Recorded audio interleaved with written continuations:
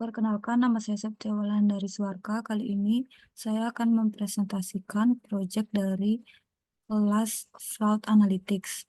Judul dari proyek saya yaitu Credit Card Fraud Detection Using Machine Learning.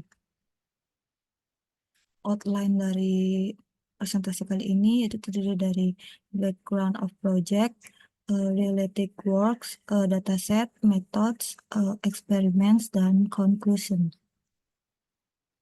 Yang pertama yaitu background of project.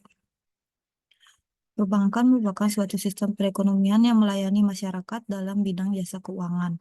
Sebagian besar penduduk di beberapa belahan dunia menggunakan jasa keuangan dalam bentuk perbankan. Salah satu upaya perbankan adalah dengan mengidentifikasi layanan yang dibutuhkan masyarakat dengan kemudahan layanan yang disebut kartu kredit. Namun sangat disayangkan saat ini masih banyak terjadi tindakan penyalahgunaan kartu kredit yang sering disebut dengan carding atau card fraud. Salah satu kekhawatiran terbesar yang dimiliki oleh pengguna kartu kredit adalah kemungkinan seseorang melakukan pembelian yang tidak pantas dengan kartu mereka.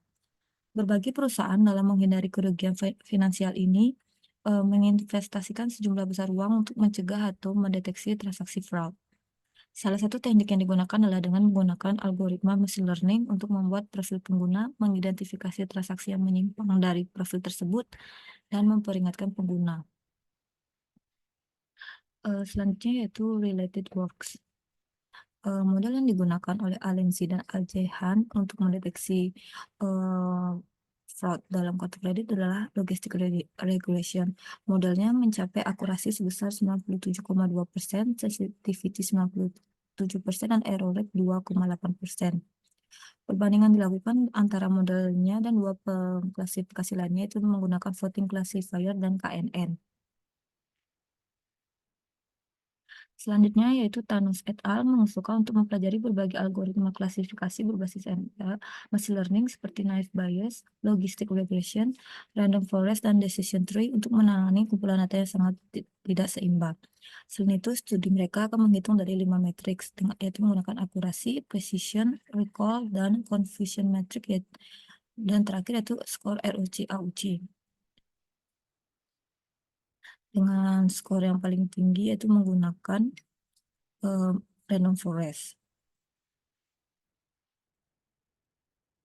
Selanjutnya itu dataset. Dataset yang digunakan merupakan data transaksi dari sebuah kartu kredit yang berasal dari Kaggle, yang terdiri dari 315.084 data dan 22 atribut. Selanjutnya yaitu methods. Model yang digunakan dalam analisa kali ini yaitu logistic regression. Model logistic regression memprediksi output dengan menganalisis hubungan antara satu atau lebih variabel input yang ada. Model ini akan membentuk garis yang memisahkan dua output biner, yaitu yes atau no. Selanjutnya yaitu decision tree. Decision tree adalah salah satu metode klasifikasi yang paling populer karena mudah untuk diinterpretasi oleh manusia. Decision tree adalah model prediksi menggunakan struktur pohon atau struktur berhierarki. Konsep dari pohon keputusan adalah mengubah data menjadi decision tree dan aturan-aturan keputusan. Selanjutnya yaitu experiments. Dataset dalam splitting data ini, dataset dibagi menjadi 3 bagian, yaitu data train, data validation, dan data test. Data train sebanyak 183.110 baris, data validation sebanyak 61.037 baris, dan data test sebanyak 61.037 baris. Selanjutnya yaitu exploratory data analysis. Dalam data train ini terdapat 183.110 transaksi. Pada transaksi tersebut terdapat 182.279 transaksi merupakan transaksi valid dan sisanya merupakan transaksi fraud. Selanjutnya, jika dilihat pada visualisasi ini, dilihat dari bulannya, untuk kasus bukan fraud, bulan Juni merupakan bulan dengan jumlah transaksi paling sedikit. Pada bulan-bulan berikutnya, jumlah transaksi meningkat dan tetap stabil mencapai level tertinggi, yaitu pada bulan Desember.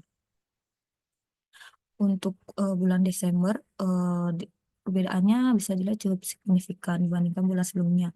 Hal ini cukup dimaklumi karena bulan Desember mempunyai hari-hari libur penting.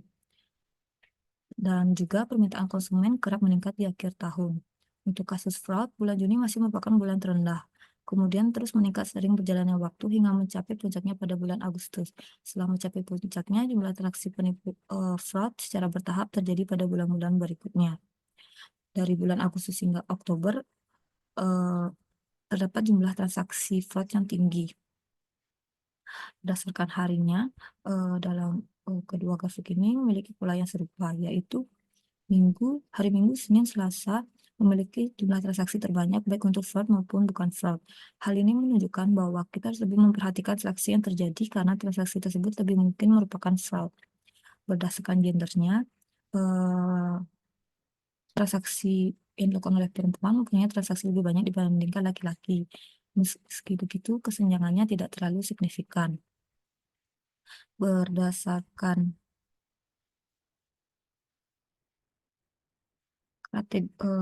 berdasarkan kategorinya untuk kasus bukan fraud, 3 kategori teratas adalah gas transport, grosir pos, rumah dengan, gas transport tertinggi. Untuk kasus fraud-nya, 3 kategori teratas yaitu grosir pos, belanja net, dan diskon net. Grosir pos adalah kategori yang harus kita perhatikan. Berdasarkan umurnya, baik untuk fraud maupun bukan fraud, distribusinya hampir sama, di mana umur 26 sampai 65 tahun memiliki transaksi terbanyak, sedangkan remaja memiliki transaksi paling sedikit. Hal ini cukup dapat diprediksi karena remaja belum memiliki pendapatan yang stabil dan sebagian besar bergantung pada dukungan keluarga.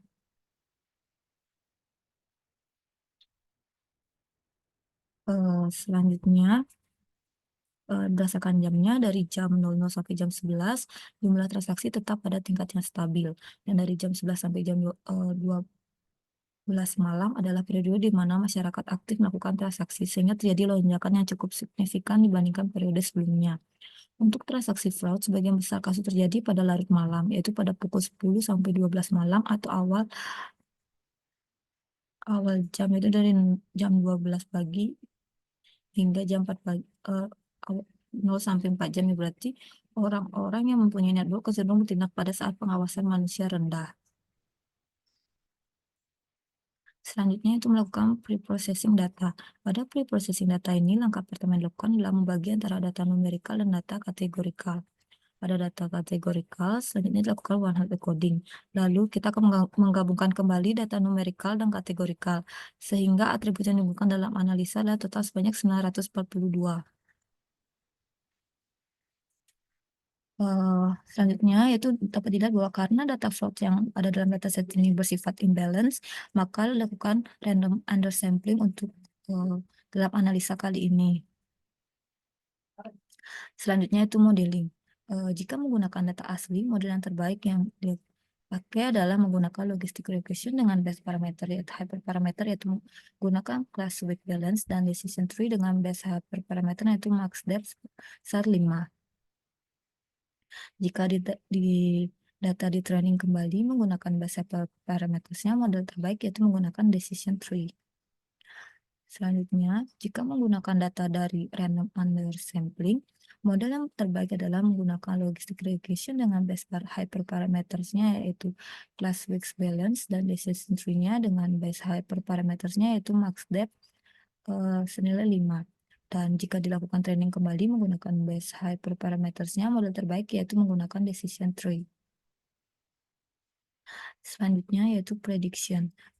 Pada data validation, model terbaik adalah menggunakan decision tree dari random undersampling, yaitu nilai AUC-nya sebesar 91,08%. Dan nilai ROC pada data validation menggunakan model decision tree ini sebesar 91,08%. Selanjutnya yaitu prediksi pada data test. Nilai ROC pada data test menggunakan model decision tree dari random undersampling ini adalah sebesar 91,8%. Selanjutnya yaitu conclusion-nya. Konklusinya, model yang digunakan dalam analisa kali ini adalah logistic regression dan decision tree. Dengan model terbaik yang didapat yaitu menggunakan model decision tree dengan hasil dari random undersampling. Dan dalam pelatihan selanjutnya bisa menggunakan variabel lain yang tidak digunakan dalam analisa kali ini dan menggunakan model yang lebih advance dalam analisa selanjutnya. Sekian presentasi dari saya, terima kasih.